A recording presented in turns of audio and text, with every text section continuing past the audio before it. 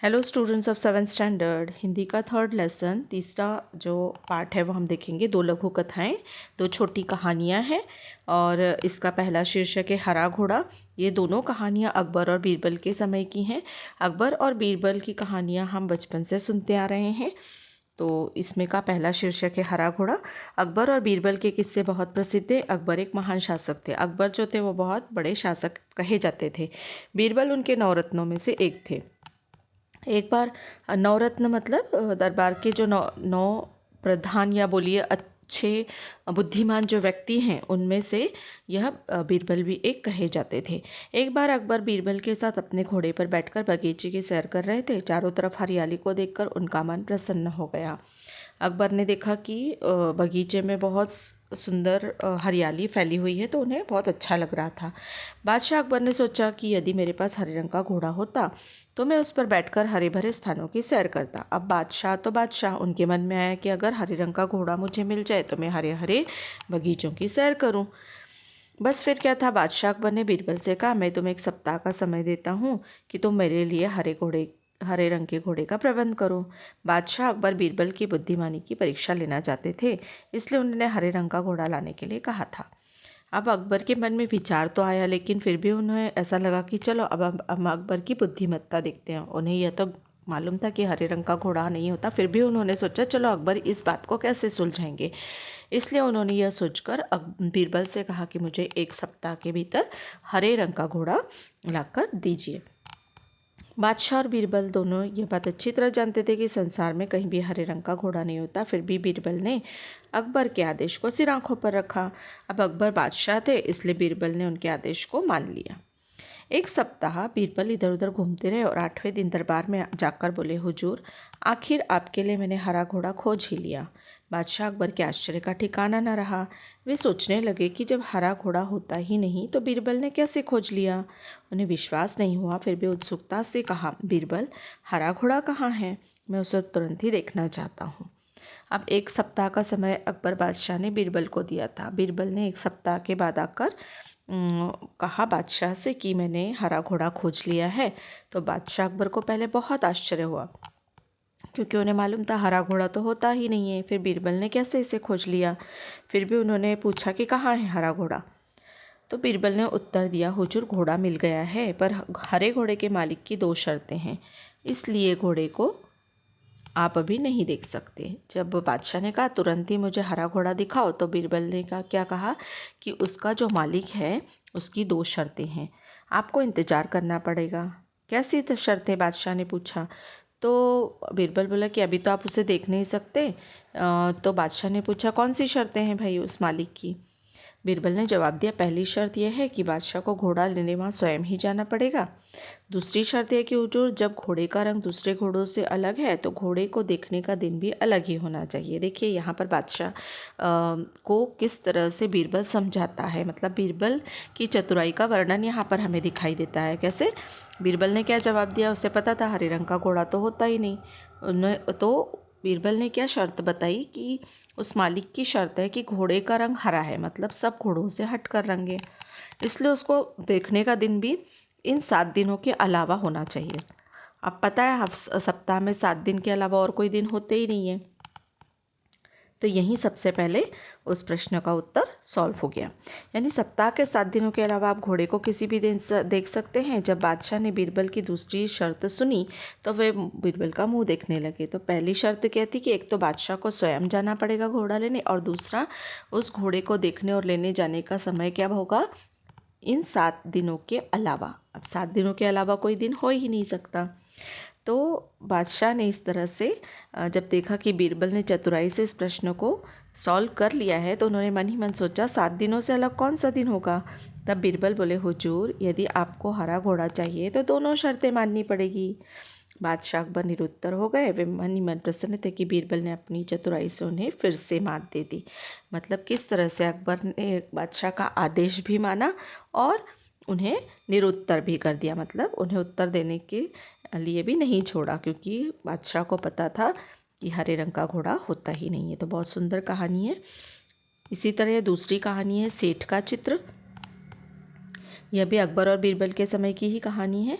बहुत समय पहले की बात है। एक सेठ था, वो बहुत ही कंजूस था। एक दमड़ी भी खर्च करते समय उसके प्राण निकल जाते थे। वह काम कराने के बाद भी लोगों को पैसे देने में परेशान करता था। एक बार उसने एक चित्रकार से अपना चित्र बनवाया। तो सबसे पहले यहाँ पर हमें कंजूस सेठ के बारे में पता पड़ा कि वह एक भी दमड़ी, उस समय जो पैसा चलता था ना उसको दमड़ी कहा जाता था, तो वह उसे खर्च नहीं करना था। मतलब एक दमड़ी भी वो खर्च करने को तैयार नहीं रहता था। लोगों से काम तो करा लेता था लेकिन उन्हें पैसे देने के लिए बहुत परेशान करता था। तो एक बार उसने ऐसे ही चित्रकार को कहा कि मेरा चित्र बनाओ। जब चित्रकार ने पैसे मांगे तो सेठ ने कह दिया, चित्र ठीक नहीं है, दोबारा बना कर लाओ।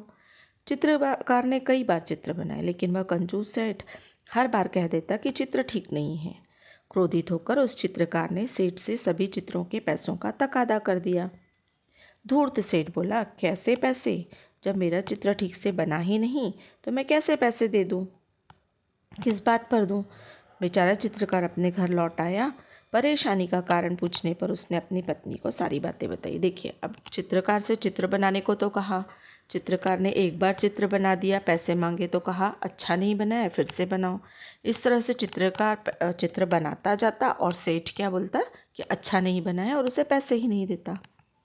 तब चित्रकार परेशान हो गया क्योंकि इतना मेहनत करने के बाद भी उसे मेहनताना नहीं मिल रहा था। तो उसने सारे पैसों का तकादा कर दिया, मतलब मांग लिए कि मेरा सारे पैसे दे दो। लेकिन सेठ क्या था, बहुत धूर्त था। उसने क्या कहा कि मैं किस बात के पैसे दूं जब मेरा चित्र ठीक से बनाते ही नहीं हो तुम तो। अब चित्रकार परेशान होकर घर लौट आया और सारी बातें अपनी पत्नी को बताई। चित्रकार की पत्नी बहुत बुद्धिमान थी। वो बोली, आप दरबार में जाकर न्याय के लिए फरियाद कीजिए। पत्नी क्या थी, बहुत बुद्धिमान थी। तो उसने क्या कहा कि ठीक है भाई, आप दरबार में जाओ और अपने न्याय के लिए मांग करो। चित्रकार बहुत उदास हो गया। वह मुँह लटका कर बैठ गया। बोला, सेठ बड़ा आदमी है, लोग उसी की बात को सच मानेंगे, भला मुझ जैसे गरीब का साथ कौन देगा? चित्रकार की पत्नी बोली, सबके बारे में ऐसा नहीं कह सकते। बादशाह अकबर बहुत दयालु हैं। वे भले ही पढ़े लिखे नहीं हैं परंतु बड़े बुद्धिमान हैं।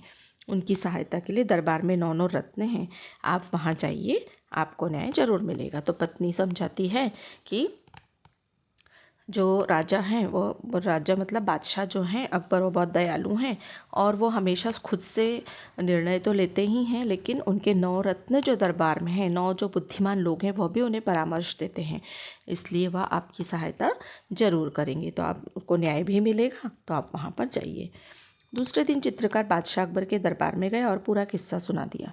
बादशाह अकबर ने चित्रों को लेकर सेठ को दरबार में बुलवा लिया। बादशाह ने सभी चित्रों को गौर से देखकर कहा, तुम्हारे इन चित्रों में क्या कमी है? अब दूसरे दिन चित्रकार वहाँ जाता है दरबार में, सारी बातें बताता है और सारे चित्र भी दिखा देता है। तो बादशाह पूछता है कि तुम्हारे इन चित्रों में क्या कमी है? हुजूर, इनमें से एक भी चित्र हूबहू मेरे चेहरे जैसा नहीं है, सेठ ने कहा। तो देखो, चित्रों को लेकर सेठ को दरबार में कौन बुलाया, किसने बुलाया? बादशाह अकबर ने। तो बादशाह अकबर ने जब ये सब चित्र देखे तो पूछा कि इसमें तुम्हें क्या कमी दिखती है? तो सेठ क्या बोला कि बिल्कुल मेरे चेहरे जैसा चेहरा इसमें नहीं दिखाई देता है। बादशाह मुश्किल में पड़ गए कि न्याय कैसे करें। बड़ी देर तक विचार करते रहे। जब उन्हें कुछ समझ में नहीं आया तो बीरबल से न्याय करने को कहा। अब बादशाह भी उलझ गए कि अब क्या कह सकते हैं। तो उन्होंने यह जो न्याय करने का जो भी यह फैसला करने का जो भी निर्णय था वो किस पे सौंप दिया? बीरबल पर। चित्रकार को पैसे न देने पड़े इसलिए वो नाटक कर रहा है, ऐसा बीरबल को समझ में आया। बीरबल समझ गए कि सेठ जो है चेहरा बदलने में निपुण है। चेहरा बदलने में मतलब तुरंत वह कुछ भी बोल सकता है, इसलिए चित्रकार को पैसे न देने पड़े इसलिए वो नाटक कर रहा है। उसको सही रास्ते पर लाना जरूरी है। कला और कलाकार का सम्मान करने से कला संस्कृति की रक्षा एवं संवर्धन होता है।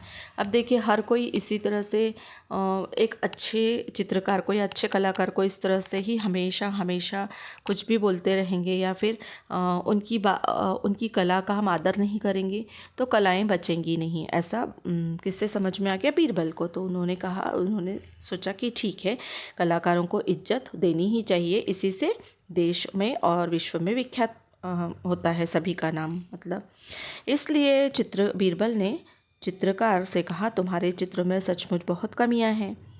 3 दिन बाद इस सेठ का हूबहू चित्र बनाकर दरबार में लाना। अब बीरबल ने क्या कहा सेठ से और कलाकार से कि ठीक है तुम्हें दोनों को न्याय मिलेगा, तुम दोनों को न्याय मिलेगा। तो कलाकार से क्या कहा कि तुम 3-4 दिन बाद आना और बिल्कुल ऐसे कि ऐसे इनका चित्र बनाकर लेके आना जैसे सेठ हैं, और तुम्हें पैसे मिल जाएंगे। अब सेठ तो घर चला गया। बीरबल ने चित्रकार से कहा 3 दिन बाद तुम दरबार में एक बड़ा सा दर्पण लेकर उपस्थित हो जाना। अब जब सेठ चला गया तो चित्रकार से बीरबल बोले कि तुम एक बहुत बड़ा दर्पण लेकर आ जाना। दर्पण मतलब आईना। तो 3 दिन बाद बहुत बड़ा दर्पण लेकर तुम उपस्थित हो जाना। 3 दिन बाद चित्रकार दरबार में आया और सेठ के सामने दर्पण रखकर बोला, सेठ जी आपका चित्र तैयार है। सेठ अपना प्रतिबिंब देखकर बोला, परंतु यह तो दर्पण है। अब 3 दिन बाद चित्रकार दरबार में आता है और सेठ के सामने उस दर्पण को रखकर कहता है कि आपका यह चित्र है और वह तैयार है। सेठ समझ जाता है ये तो आईना है और उसमें मेरा ही चित्र या मेरा ही प्रतिबिंब दिख रहा है, यह कौन सा चित्र है। तो कलाकार बोलता है नहीं, यही तो असली चित्र है। बीरबल ने पूछा, सेठ जी यह तो तुम्हारा ही रूप है या नहीं? तुम्हें तो ऐसा ही रूप चाहिए था ना, ये तुम्हारा ही रूप है। सेठ बोला, जी हाँ। अब सेठ समझ गया क्योंकि हूबहू बोलने से आईना ही है एक। सेठ अपनी चालाकी पकड़े जाने पर बहुत लज्जित हुआ। उसने चित्रकार को उसका मेहनताना दे दिया। अब सेठ को समझ में आ गया कि आज मैं किसके सामने खड़ा हूँ, बीरबल के सामने, और अब तो मुझे जो भी न्याय वो देंगे मानना पड़ेगा। वो समझ गया कि मैंने ही धूर्तता की है और उससे शर्म आई और उसने उसका चित्रकार का मेहनताना दे दिया। चित्रकार सभी को धन्यवाद देकर चला गया। बीरबल के न्याय से बादशाह अकबर बहुत खुश हो गए और बादशाह अकबर की प्रत्येक समस्या का समाधान बीरबल अपनी बुद्धिमानी से फटाफट कर देते थे। तो जिस तरह चित्रकार और सेठ को न्याय मिला, उसी तरह मतलब चित्रकार को ही न्याय मिला क्योंकि सेठ धूर्त था तो उसे भी समझ में आ गया। तो जब भी ऐसी कोई समस्या बादशाह अकबर के दरबार में होती थी तो बीरबल उसे बहुत बुद्धिमानी से फटाफट निर्णय दे देते थे। यहाँ भी बीरबल ने दूध का दूध और पानी का पानी कर दिया। दूध का दूध और पानी का पानी होना मतलब सही न्याय देना। तो इस तरह से ये बीरबल और अकबर के किस्से थे। यहाँ पर हमें शब्द वाटिका में दिया है फरियाद मतलब याचना प्रार्थना, किस्सा यानी कहानी, हूबहू मतलब जैसे का वैसा, मेहनताना मतलब पारिश्रमिक। अभी कहावतें में एक दिया है दूध का दूध पानी का पानी करना मतलब सही न्याय करना, और मुहावरे हमें दिए हैं सिर आँखों पर रखना मतलब किसी भी चीज़ को स्वीकार करना, मात देना मतलब पराजित करना, मुंह लटकाना यानी उदास होना। तो यह आपका लेसन था। इसके क्वेश्चन आंसर्स भी आपको इसी में देंगे।